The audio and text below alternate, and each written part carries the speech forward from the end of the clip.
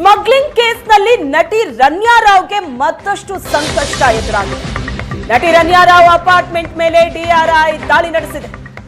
ಲಾವೆಲ್ಲೆ ರಸ್ತೆಯ ಅಪಾರ್ಟ್ಮೆಂಟ್ನ ಮೇಲೆ ಡಿಆರ್ಐ ಅಧಿಕಾರಿಗಳು ದಾಳಿ ನಡೆಸಿದ್ದಾರೆ. ನಟಿ ರನ್ಯಾ ರಾವ್ ಅಪಾರ್ಟ್ಮೆಂಟ್ನ ಮೇಲೆ ಅಧಿಕಾರಿಗಳು ನಡೆಸಿದಂತ ದಾಳಿ. ಲಾವೆಲ್ಲೆ ರಸ್ತೆಯಲ್ಲಿರುವಂತಹ ಅಪಾರ್ಟ್ಮೆಂಟ್ ರನ್ಯಾ ರಾವ್ ಫ್ಲಾಟ್ನಲ್ಲಿ ಏನೆಲ್ಲ ಪತ್ತೆಯಾಗಿದೆ? ಹಾಗಾದ್ರೆ ಈ ಪ್ರಕರಣದಲ್ಲಿ ರನ್ಯಾ ರಾವ್ಗೆ ಬಹಳ ದೊಡ್ಡ ಸಂಕಷ್ಟ ಎದುರಾಗಿದೆ. ಆಕೆಯ ಫ್ಲಾಟ್ ಮೇಲೆ ದಾಳಿ ನಡೆಸಿದಾಗ ಕೋಟಿ ಕೋಟಿ ನಗದು ಮತ್ತು ಚಿನ್ನ ಪತ್ತೆಯಾಗಿದೆ. ರನ್ಯಾ ಫ್ಲಾಟ್ನಲ್ಲಿ ಬರೋಬ್ಬರಿ 2.5 ಕೋಟಿ ಹಣ ಪತ್ತೆಯಾಗಿದೆ. ಈಗ ರನ್ಯಾ ರಾವ್ಗೆ ಇಡೀ ಸಂಕಷ್ಟ ಎದುರಾಗೋ ಸಾಧ್ಯತೆ ಇದೆ. ರನ್ಯಾ ರಾವ್ ಉಳ್ಕೊಂಡಿದ್ದಂತ ಅಪಾರ್ಟ್ಮೆಂಟ್ನ ಪರಿಶೀಲನೆ ನಡೆಸಿದಂತ ಅಧಿಕಾರಿಗಳಿಗೆ ಶಾಕ್ ಆಗಿದೆ. ಕೋಟಿ ಕೋಟಿ ಹಣ ಪತ್ತೆಯಾಗಿದೆ. ಲಾವೆಲ್ಲೆ ರಸ್ತೆಯ ಅಪಾರ್ಟ್ಮೆಂಟ್ ಮೇಲೆ ಡಿಆರ್ಐ ಅಧಿಕಾರಿಗಳು ದಾಳಿ ನಡೆಸಿದ್ರು. 2.5 ಕೋಟಿ ಹಣ ಪತ್ತೆಯಾಗಿದೆ, ಚಿನ್ನ ಪತ್ತೆಯಾಗಿದೆ. ಈಗ ರನ್ಯಾ ರಾವ್ಗೆ ಇಡೀ ಸಂಕಷ್ಟ ಎದುರಾಗುವಂತಹ ಸಾಧ್ಯತೆ ಇದೆ.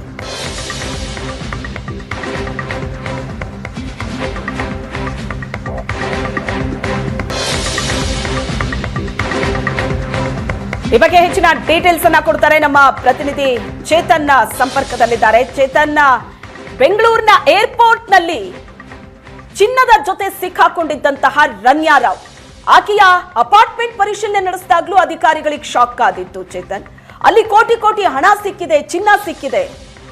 ಒಬ್ಬ ಡಿಜಿಪಿಯ ಮಗಳು ಇಂಥದೊಂದು ಪ್ರಕರಣದಲ್ಲಿ ಸಿಕ್ಕಾಕೊಂಡು ಬಿದ್ದಿರೋದು, ಯಾವ ರೀತಿ ಸಂಕಷ್ಟ ಎದುರಾಗ್ತಾ ಇದೆ ಈಗ ರನ್ಯಾ ರಾವ್?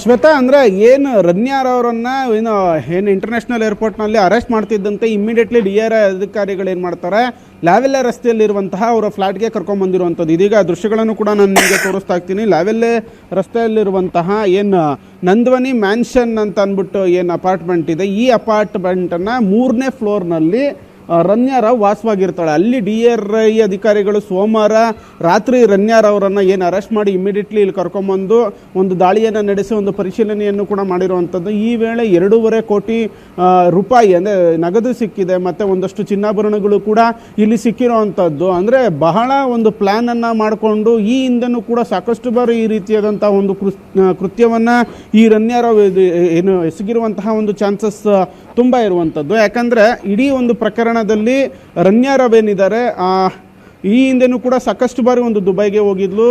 ಸುಮಾರು 15 ದಿನಕ್ಕೊಂದ್ಸತಿ ಒಂದು ದುಬೈ ಪ್ರವಾಸವನ್ನು ಮಾಡ್ತಾ ಇದ್ಲು.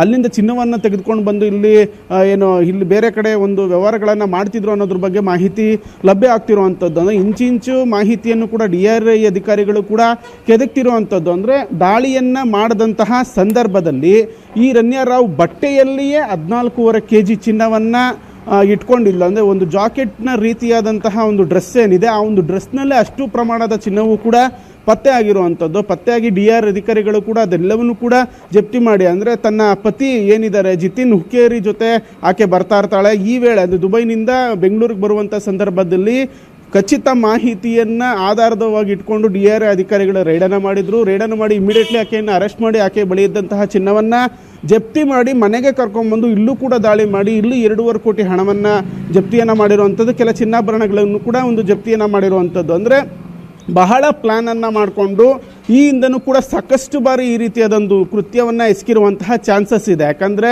ಇದುವರೆಗೂ 40 ಬಾರಿ ದುಬೈಗೆ ಪ್ರಯಾಣವನ್ನು ಬೆಳೆಸಿದ್ಲು, ಮತ್ತು 15 ದಿನಕ್ಕೊಮ್ಮೆ ದುಬೈಗೆ ಹೋಗಿ ಬರ್ತಿದ್ಲು ಅನ್ನೋದ್ರ ಬಗ್ಗೆನೂ ಕೂಡ ಮಾಹಿತಿ ಲಭ್ಯವಾಗ್ತಿರುವಂಥದ್ದು. ಶ್ವೇತಾ,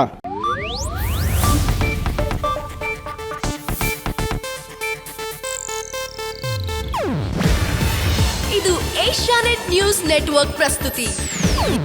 ನೀವು ನೋಡ್ತಿದ್ದೀರಾ ಏಷ್ಯಾನೆಟ್ ಸುವರ್ಣ ನ್ಯೂಸ್.